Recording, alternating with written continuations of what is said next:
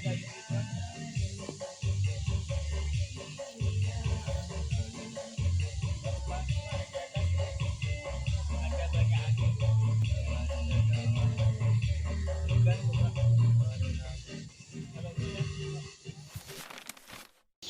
teman-teman, video tadi tentang apa ya?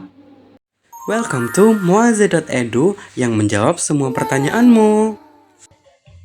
Jadi video tadi tuh ada orang yang sedang menyadap kelapa teman-teman, yang untuk mengambil air nira. Air nira tuh apa sih, Kak? Air nira atau legen merupakan cairan yang keluar dari bunga kelapa teman-teman. Nah, kira-kira menurut teman-teman air legen ini ada hubungannya nggak dengan konsep fisika? Kira-kira ada nggak ya? Coba kita cari tahu. Teman-teman sudah tahu belum kalau air nira itu merupakan jenis fluida? Hah? Teman-teman belum tahu apa itu fluida? Serius? Oke, biar aku jelasin dulu ya. Jadi, fluida itu adalah suatu zat yang dapat memenuhi suatu wadah, seperti udara dan juga air. Sekarang coba deh teman-teman tuangkan air di suatu gelas. Pasti bakal penuh kan gelas itu, terisi penuh dengan air tanpa ada ruang kosong. Nah, itu yang dimaksud dengan fluida, sama kayak air nira tadi teman-teman. Oke, jadi teman-teman sekarang udah tahu kan fluida itu apa? Nah, fluida ini terbagi menjadi dua jenis, yaitu fluida statis dan juga fluida dinamis. Tapi, karena sekarang kita membahas tentang fluida statis, jadi akan aku bahas mengenai fluida statis saja, biar gak bingung nanti teman-teman kebanyakan materi. Jadi, fluida statis itu adalah fluida yang diem aja teman-teman, dia nggak banyak gerak kayak fluida dinamis. Oke teman-teman, karena fluida statis itu fluida yang diam, pasti dia memiliki tekanan kan? Nah, kira-kira teman-teman tahu nggak apa itu tekanan hidrostatis?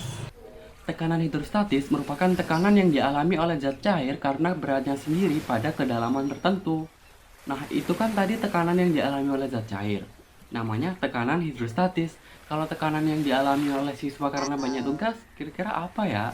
Tekanan apa namanya? Tekanan hidrostatis ini dipengaruhi oleh massa jenis fluida, percepatan gravitasi, dan juga ketinggian atau kedalaman. Sekarang aku mau tanya nih, percepatan gravitasi berapa ya? Berapa? 100. Bukan ya teman-teman, tapi 10 meter per second kuadrat. Ingat ya, 10 meter per second kuadrat. Tadi di awal kan kita sudah bahas mengenai air nira.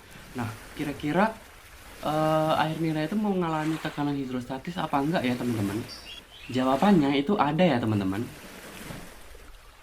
Sekarang bayangin nih teman-teman, ada air nira yang dimasukkan ke dalam jerigen yang ukurannya itu 5 liter.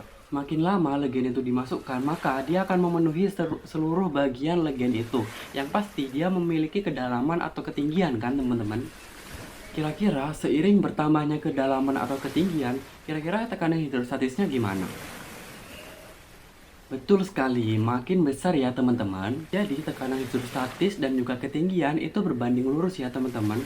Semakin tinggi atau semakin dalam suatu fluida, maka tekanan hidrostatisnya juga akan semakin besar.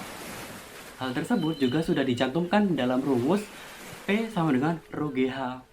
Dengan P adalah tekanan hidrostatis, rho adalah massa jenis fluida, G merupakan percepatan gravitasi, dan H ketinggian atau kedalaman. Tapi bukan di situ aja teman-teman. Ternyata di dalam pohon kelapa tuh ada saluran yang namanya phloem. Nah, si phloem ini tugasnya adalah mengalirkan air nira dari akar ke seluruh bagian kelapa, termasuk bunga. Nah, karena saluran itu pasti memiliki ketinggian, maka dia juga memiliki tekanan hidrostatis yang berbeda-beda. Jadi, analoginya semakin tinggi pohon kelapa, maka aliran flownya itu semakin tinggi juga. Maka tekanannya juga semakin besar. Dari sini kira-kira teman-teman paham nggak ya? Kalau belum paham, tenang saja. Kakak berikan suatu persoalan yang dapat memantapkan konsep kalian tentang tekanan hidrostatis. Misalnya nih, kakak punya jerigen yang ukurannya itu sama, yaitu 5 liter. Tapi jerigen A hanya memiliki setengah dari 5 liter itu dan jerigen B penuh 5 liter. Kira-kira tekanan hidrostatisnya sama apa enggak ya teman-teman?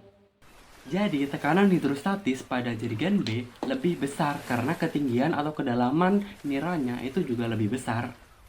Jadi tekanan hidrostatis itu dari tinggi fluidanya ya teman-teman, bukan tinggi dari jerigennya seperti air mineral tadi. Jadi dari fenomena itu kita dapat belajar bahwa ketinggian itu juga mempengaruhi tekanan hidrostatis. Dan tekanan hidrostatis itu juga berlaku di seluruh cairan, seperti air mineral tadi teman-teman. Wah keren banget ya, di pohon kelapa aja juga ada konsep fisikanya. Oke, mungkin segitu saja ya materi dari aku. Next kita bahas yang lain lagi.